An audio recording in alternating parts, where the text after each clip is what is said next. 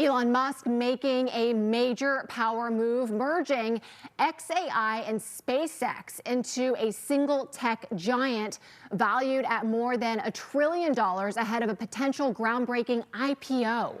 As the race for artificial intelligence heats up with China and data centers strain the U.S. power grid, Musk is bringing AI, rockets, satellites, and data all under one roof, and is betting big that space is the next frontier for American AI dominance. His vision: self-growing bases on the moon, an entire civilization on Mars, and ultimately expansion to the universe. Wow. Well, joining us now is O'Leary Ventures Chairman Kevin O'Leary to break it all down with us. Kevin, so good to see you as always. So this merger, SpaceX and XAI, does this bring Musk's goals of data centers in space and life on Mars? Does it bring him closer to achieving that? It does, and very few people at this point would doubt this guy on anything. He kind of has mandates and he delivers one way or the other. It's just when. And so one of the challenges that he's addressing, which is actually becoming critical, is we have no power on the grid, no more power in the U.S. grid at all. Chinese are kicking our butts. They put on 500 gigawatts of power last year in China, mostly with coal-burning plants. They don't have the vision of space, but that means they're going to beat us in AI data centers on the ground. And so there's a lot of concern about that. We're trying to get nuclear going. That's 15 years away. This data center thing is a big problem to stay competitive, but I love the vision of this. And you know, the thing about Elon is he's the modern Bruce Wayne. You know, he's like, there's no question about it. And I've backed him from financial purposes and investing in his deals forever.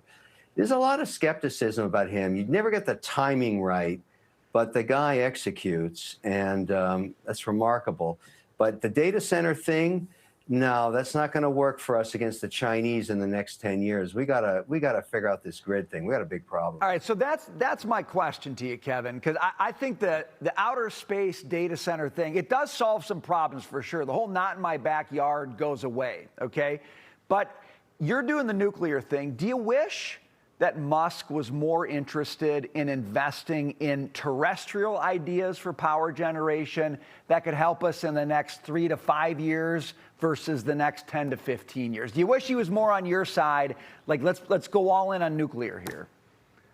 Well, I'm looking at nuclear, but that's not where I'm making my bets. That's not where I'm investing financially. I'm investing financially in stranded natural gas and two-cycle turbines. And he is going to be my customer. I mean, even OpenAI needs data centers. The demand is 45 gigawatts in North America. We have 5 gigs under construction. So I've already announced 13,200 acres in Alberta, Canada of stranded natural gas. I will announce 13,000 acres in another state soon. I haven't closed it yet, and I need it to be tied to the permits.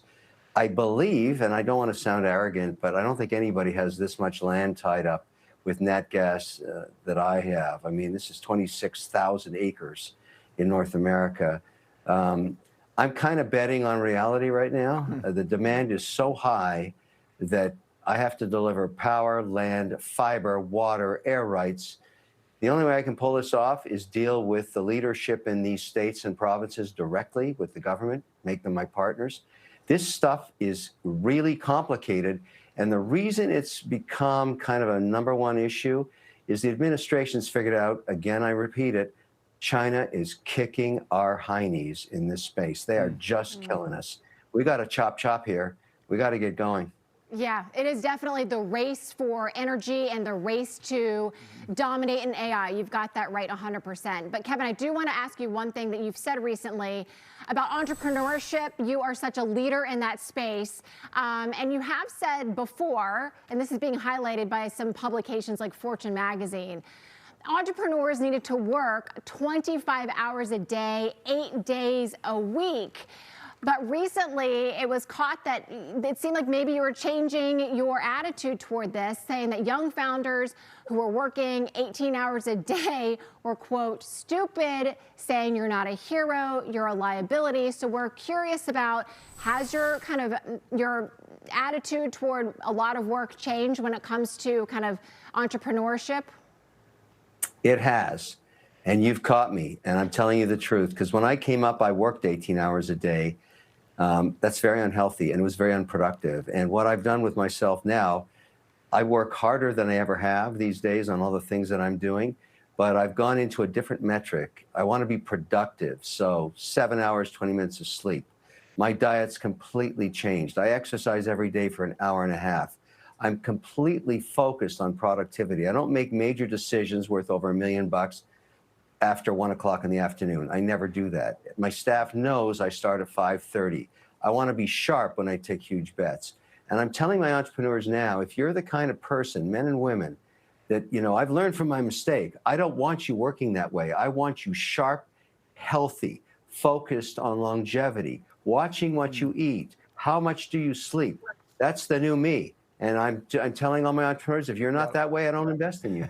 See, I thought I was going to be able to say Kevin O'Leary's gone soft, but clearly you haven't when you're getting up at 5:30 a.m. and you're working out. You're just doing a different kind of running the race hard. Love it, Kevin. Thanks for being with us today. Good to see you. Thanks for sharing the tips, and thanks for sharing a little bit about XAI and all the big deals coming up. Thanks, we appreciate Kevin. it. Thank you.